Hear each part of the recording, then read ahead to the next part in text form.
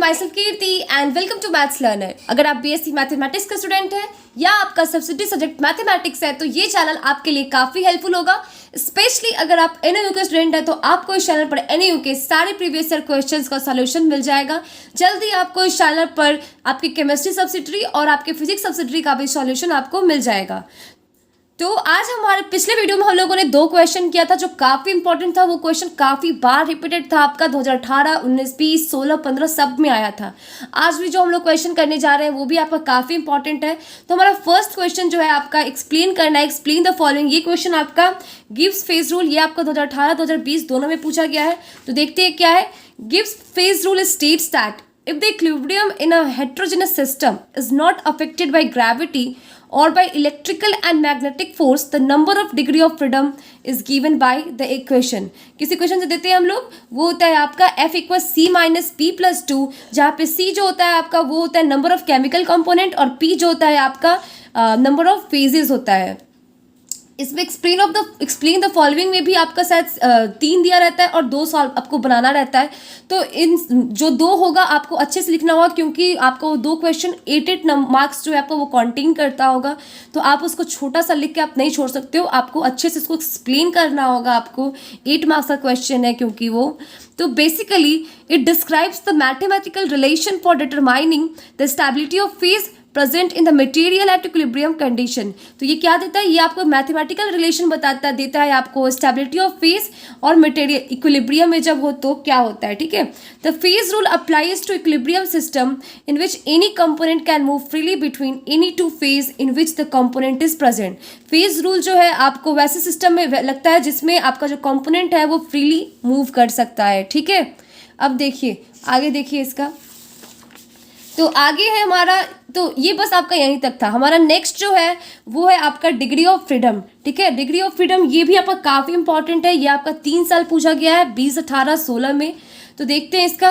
तो degree of freedom का ये आपका होता है number of independent ways in which a molecule of gas can move is called the degree of freedom. The number of independent ways in which a molecule of gas can move is called the degree of freedom. It is independent physical parameter in the formal description of the state of a physical system.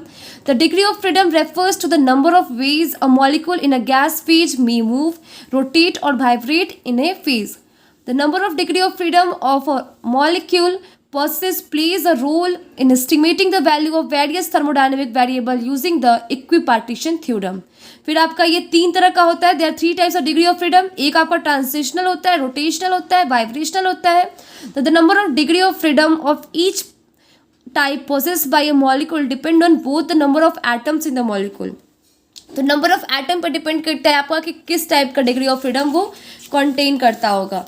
उसके आगे है हमारा any geometry of the molecule with geometry referring to the way in which the atom are arrange. मतलब geometry से हम लोग क्या mean करते हैं कि जिस तरह से हमारे एटम्स क्या हो गया, अरेंज किया गया होगा।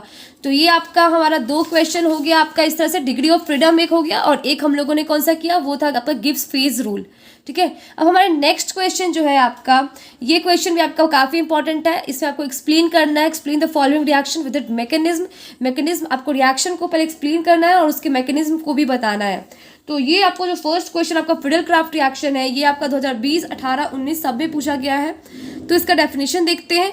तो a Friedel Crafts reaction is an organic coupling reaction involving an electrophilic aromatic substitution that is used for attachment of substituent of aromatic ring. The 2 primary type of Friedel-Crafts reaction are the alkylation और acylation। आपका Friedel-Crafts में आप 2 तरह का पढ़ते हैं, alkylation और acylation पढ़ते हैं। ये एक तरह का आपका इलेक्ट्रोफिलिक रिएक्शन होता है जिसमें इलेक्ट्रोफाइल जो होता है आपका अटैक करता है आपको। देखते हैं हमारा फर्स्ट क्या है। हमारा फर्स्ट हम लोग जो करने वाले हैं वो है हमारा फिडेलक्राफ्ट एसाइलेशन। ठीक है, हमारा फर्स्ट क्या है, फिडेलक्राफ्ट एसाइलेशन।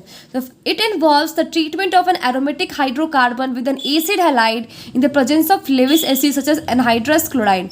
जब हम लोग किसी एरोमेटिक हाइड्रोकार्बन को हम लोग इस RCOCl के मतलब जो हमारा एसिड हैलाइड होता है उसके प्रेजेंस में करते हैं। किसके प्रेजेंस में, हमारा लेविस एसिड जो होता है वो कैटलिस्ट का काम करता है। तो हम लोग को क्या मिलता है, हमारा ये मिलता है। ठीक है, हमारा रिजल्ट क्या आएगा, हमारा एक एरोमेटिक कीटोन हम लोग को मिलता है और साथ में हम लोग को HCl मिलता है।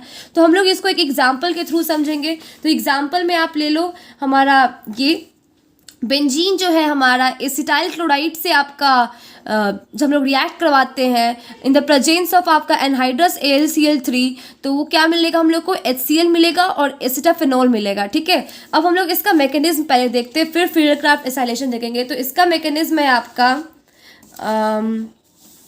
ये देखिए, इसका मैकेनिज्म होगा आपका एसाइलेशन का।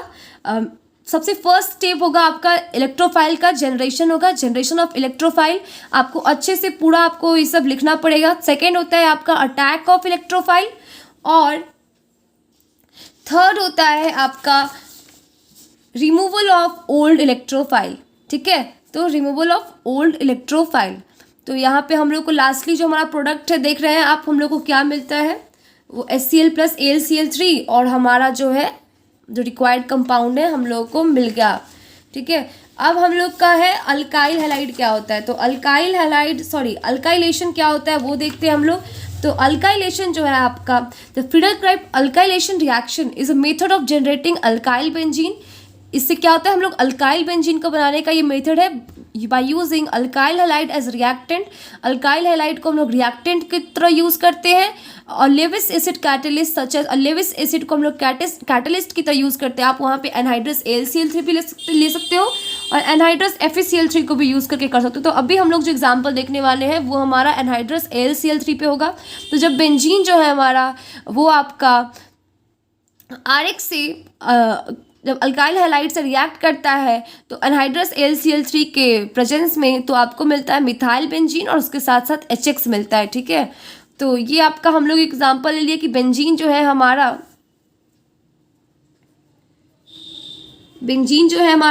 वो क्या हुआ, वो CH3Cl के साथ आपका रिएक्ट करा एनहाइड्रस AlCl3 के प्रेजेंस में, तो हम लोग को मिलेगा ये आपका CH3 का एक ये आपका एक बेंजीन हो गया और ये साथ में क्या हो गया, ये HCl हो गया। ये हमारा क्या मिल गया, ये हम लोग को एक अल्काइल बेंजीन मिल गया और साथ में हमारा HCl प्रोडक्ट होता है। इसका हम लोग देखते हैं कि इसका मैकेनिज्म क्या होता है।